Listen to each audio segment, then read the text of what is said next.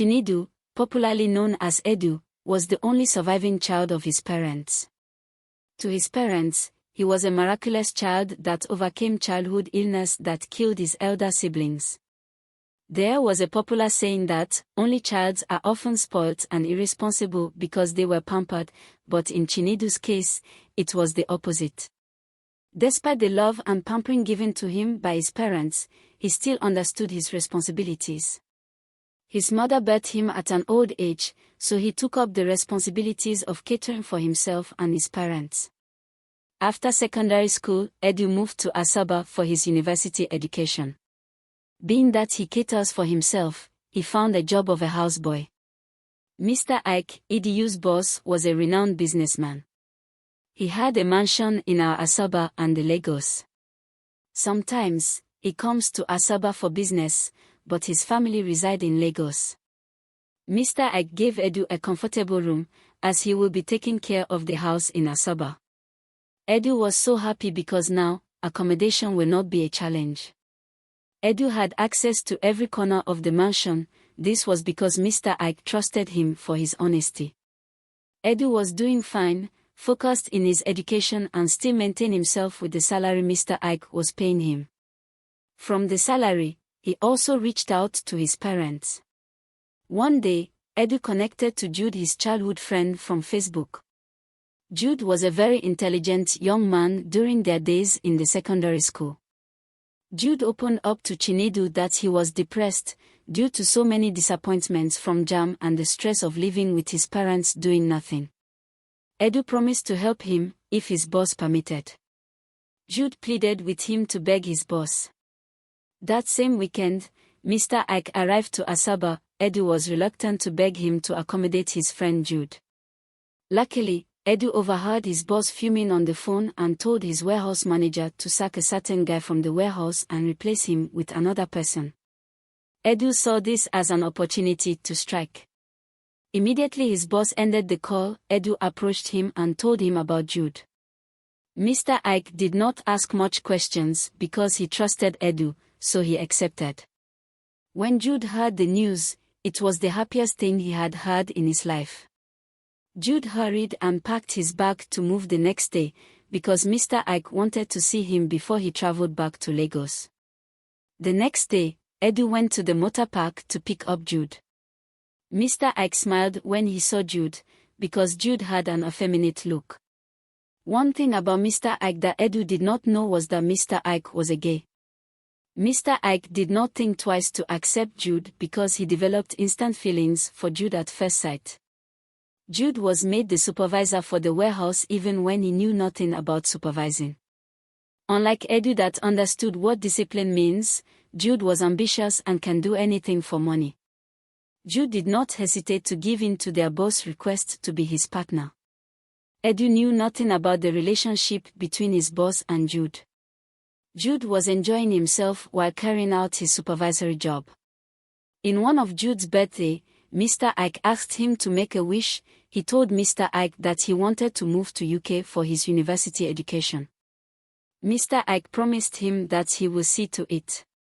Jude was happy while looking forward to that. 1 year later, this time, Edu was in his final year. Jude had become a big boy. He had his own apartment now and had access to all his or boss cars. He moved with so many women and men too. Mr. Ike did not care how Jude lived his life provided he gave him what he wanted anytime. One evening, something happened, as Jude was about to leave the warehouse because Edu was waiting for him at a certain junction. Mr. Ike entered with a young boy of about 10 years of age. He told Jude to leave the warehouse, that he, Mr. Ike, would close warehouse when he is done. Jude concurred and left. On his way, Jude noticed that he forgot his phone, so he hurried back to the warehouse. He had already picked his phone where he had someone crying in pains. He sneakily followed the sound of the cry. Lo and behold, he caught his boss forcefully molesting the small boy and covered his mouth. Jude immediately took pictures of what he saw, but couldn't hold his anger. He bounced and hit his boss. Both the boss and the boy fell down, but the small boy collapsed. Meanwhile, Edu, who could not wait any longer, headed to the warehouse. Jude and Mr. Ike were still having misunderstanding when Edu entered. Immediately they heard a footstep. They kept mute. Mr. Ike pleaded with Jude to hide with him. The two hid in the midst of stacked goods. While they were there, Mr. Ike called the police to come to the warehouse. He and Jude left the warehouse through the exit door. When Edu found lifeless body of the boy, he picked his phone to call police, but the police entered the warehouse even before he could place the call. Edu was arrested. When Jude heard that Edu was arrested, he threatened to expose his boss, but Mr. Ike promised to make his visa to UK available in 2 months. He asked Jude to choose between Edu and his UK visa. Jude kept mute because he really needed the visa. After 3 days, the small boy was confirmed dead. Edu was sent to jail after trials. This was because Mr. Ike persuaded Jude to testify against Edu in the law court. Jude testified that he saw Edu when he molested the small boy, and he also told the police that he was the one that called them. Edu was sent to life imprisonment. When his parents heard of the news, his father was struck by heart attack and later died as a result of that.